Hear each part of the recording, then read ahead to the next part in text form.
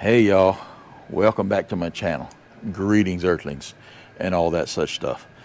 Today I've got a serious mechanical issue I'm working on, as you can tell by my filthy dirty hands.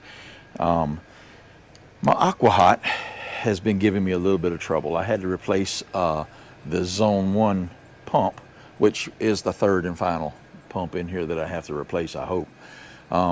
And it worked for another day or two after that, and then all of a sudden it quit altogether. And then I tinkered with it one day and it started running again, and then it stopped again. So today I contacted Aquahot 2 days ago. They sent me troubleshooting directions on how to determine whether it was the control module or the motor itself. Now, I'm gonna let you see the condition right now. You can see all the parts laying on the ground, and so it's quite the condition right now, because in my troubleshooting I did determine that the problem was not the controller, which that was a relief, because that was about $800, or no, I'm sorry, $1,040. So that was kind of relief. But then my anticipation of what the cost of that motor was going to be was a little a little frightening. But being the cheapskate that I am, I decided to start taking the motor apart to get down and make sure I didn't have just a loose wire or something on the inside of it. So I started delving into the motor, and I put my little wire clamps up there to stop my diesel fuel from running out while my lines were open. And the person before me didn't bother to have or buy line wrenches, so it looks like they tried to take it off with a pair of pliers or something. So that was a little bit of an adventure. But I did manage to get everything loose. I got my lines loose and without tearing up the nuts any further, and I got the nozzle portion out and disconnected the motor itself. And it doesn't require a whole lot of tools, actually. I think it's one Allen wrench, one star head, and the two line wrenches, a crescent wrench to hold as like a backup wrench.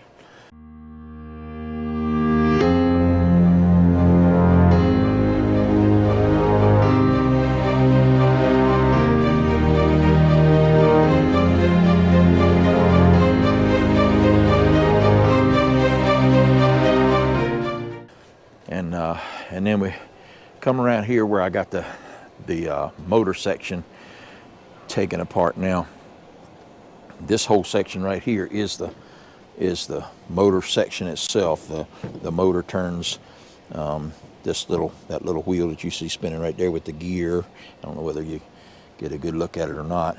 And it's just got this knuckle joint in the top here, and the other side of that connects to the bottom of the motor. Now, when I took this apart, it had an unreasonable amount of dust in the motor itself. See some of it left on the ground there, but a lot of it has blown away, and a lot of it I have not bothered to get to yet. But let me turn you down and get to the working zone here. So I'm gonna, well, shoot, hold on. I was supposed to bring something back around here from the other side. You can't clean without a rag, doggone it. Or a brush or something. Needs some kind of cleaning apparatus here. So I got this little, I don't know what Cody calls these things. Class 1, class 3, class, I don't know, it's a rag.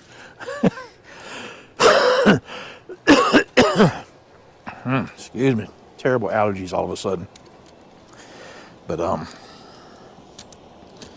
right, so I don't know. You can kind of see the amount of dust that's in that thing, and you can see this rag is well, it's a little dirty, but it's relatively clean. So I'm thinking if I can get some of this out of there. Ooh, where'd that come from?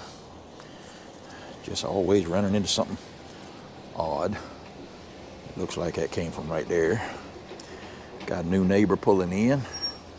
Hopefully not running into the back of my camper. All right, let's I think that's where that goes. All right, so that cleaned that out pretty good. And then I got this little piece right here. I anticipate the hardest part of this is going to be to get the brushes back on the part up here where they have to go. But I've been blowing and cleaning. So this motor, which consists of this armature right here, this housing with the magnets on the inside, this piece right here. In order for me to order that through Aquahot, it's right at $700, $690 something. So, being on a fixed income now, and you know, fixed can be used in several different ways. It would be more accurate if I said I was living on a broke income, because it damn sure ain't all that fixed. It's fixed in one position. All right, so basically this piece goes on here, and it's a little bit of a struggle to get it on there. You got to make sure you line up the screw. There's some little screw piece channels in there where the screws have to go through, and they have to line up with these two screw holes. And that's going to be a bit of a struggle because the magnets want to pull over toward the armature and fight you the whole way. So you'll see when they're already, it's a struggle already, but it slid right on there. So now all we got to do is hope that channels line up. And I can try that right now before we put the, look at that. That looks like it's, beautiful thing. It is lined up. So now for the difficult part is getting these doggone brushes. The brushes actually have to go over the top of this bearing and down onto this metallic cylinder kind of looking thing down there. And they have to be, you have to figure out a way to hold them in. And normally there is a place with little pins that you can put through there to hold the brushes in place. This one does not have that. I probably could, no, I couldn't do that either. Never mind. So it's going to be a trick trying to get this on there, because now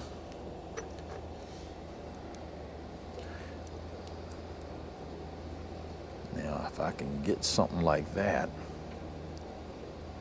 I can get one at a time on there like that. And where's my channels? Channels is facing right at me to there, so let's see.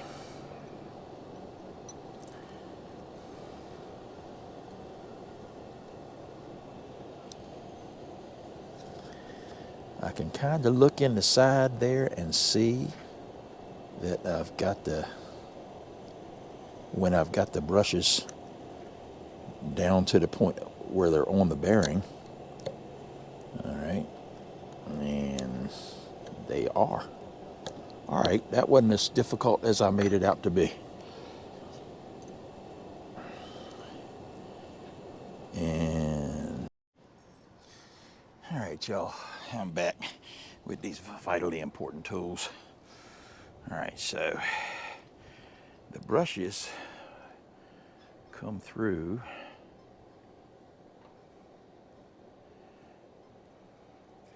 and if I can figure out a way, there you go, to hold them in place with these toothpicks.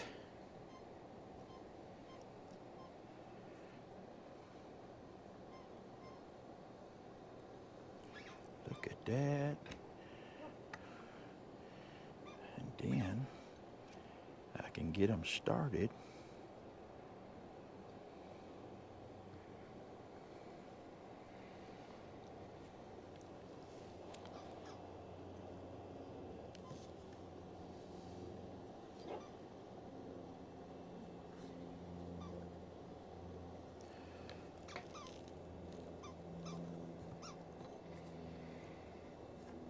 Well, what the hell?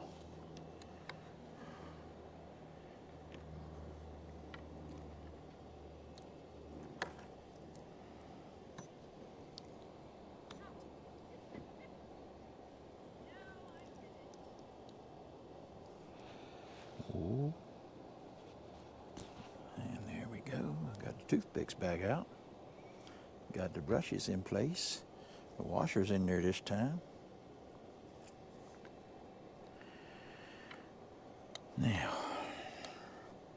Now we got to get back around to the channel, wherever the hell that is at this point. Let's see. I might be able to tell. No, stop it.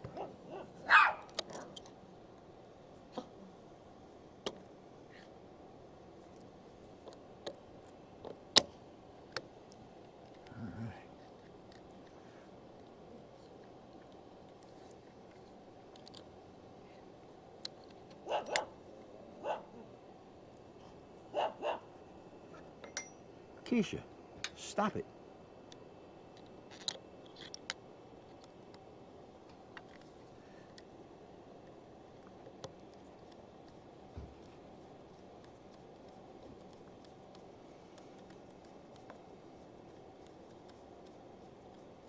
I'm thinking that is not lining up right because it's not going in any.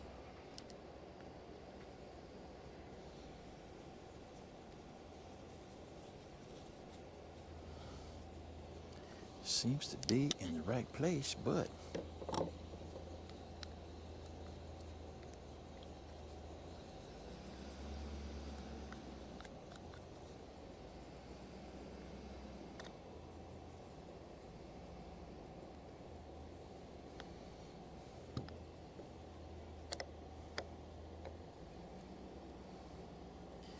okay.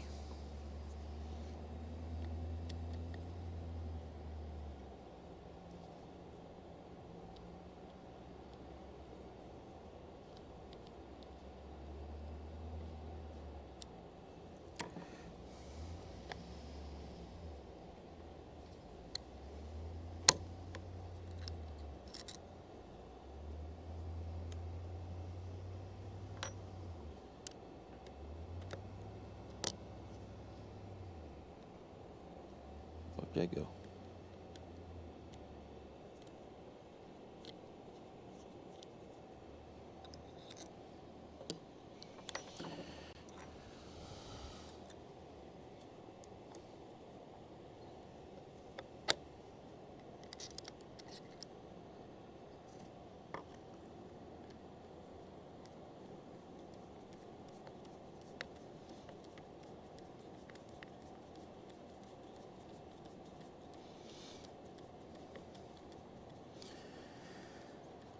Okay, and that feels like it's catching the right place.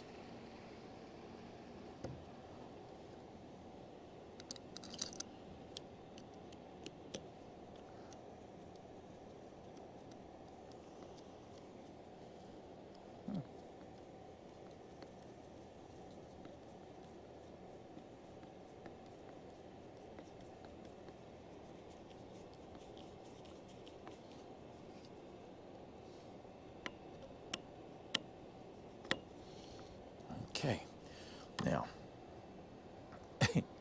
you take them two screws right there out. The motor will come off of this plate, and then that piece right there is the part that's $700. Now you tell me how they justify that. It's made in Germany, apparently by Mercedes. I don't know, but doggone it. Now let's see. This piece right here just snaps right back on there with the teeth side out, and it does have a flat spot on there, so it's very simple. Just drops right back into place there, and then you turn this gadget. Let's see. Got to make sure I got my wires facing in the right direction, and I don't remember exactly which direction that was, but I think that was it right there. Yeah. Then these three little Allen wrenches go back on there. or Allen screws, I'm sorry. And he's tightened up with this one Allen wrench.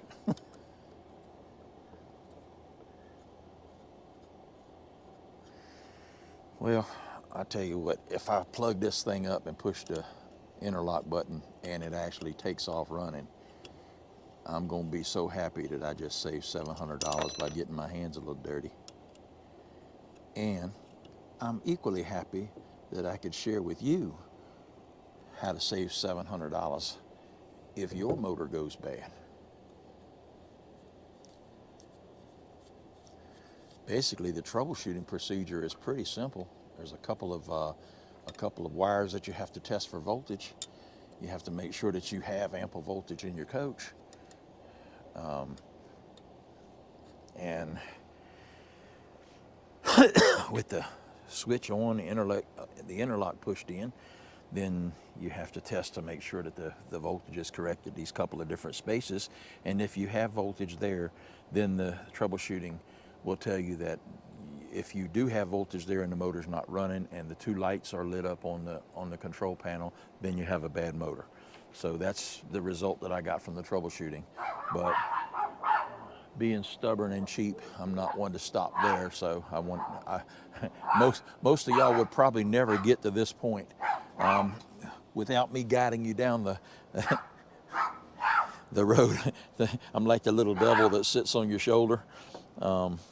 Come on, follow me. I'll show you how we do this. So I don't know whether we've got it done or not, but it's a good possibility.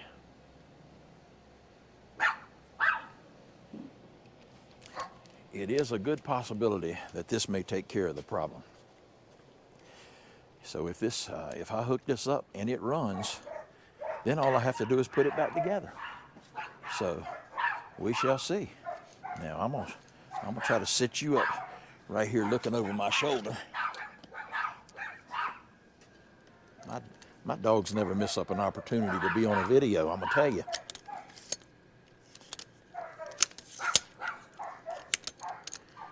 My next door neighbor's dog and my dogs are apparently having a big powwow.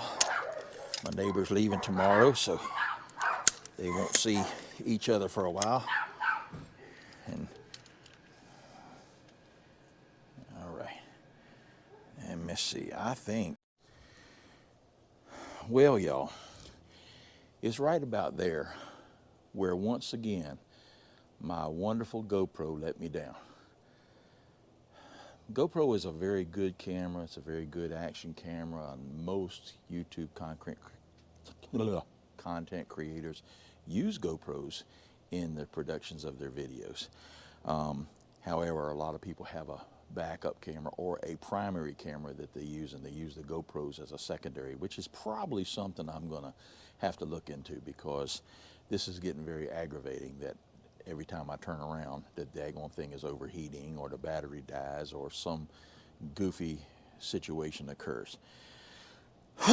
So, unfortunately, at that point when the thing cut off, it was shortly after that I discovered that when hooking the motor up, that it did not solve the issue. It spun just a little bit, just enough for me to see it move, and then it quit, and I could not get it to start up again. So I've got it all put back together, and I have ordered a new motor for replacement. So what can I say? I can't say anything. I'll just let my buddy say it for me. Emotional damage. All right, y'all, let's continue on from this point. Excuse me.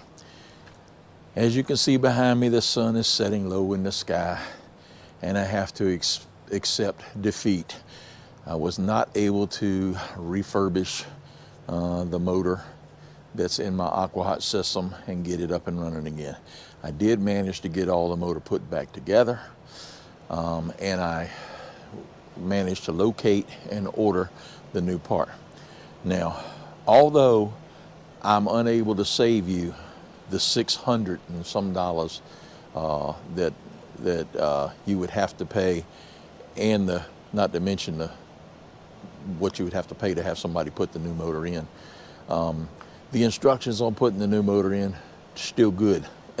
So you can save that much money if you follow the instructions that I left you with.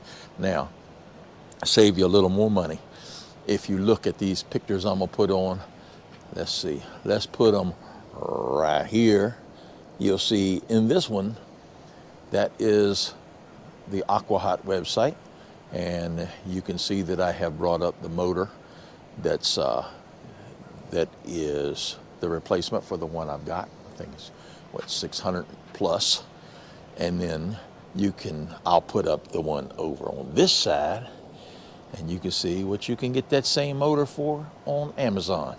So can't save you 600 or close to 7 or some 650, something like that. Can't save you that much, but I can save you half of that on guiding you to the right source for the motor.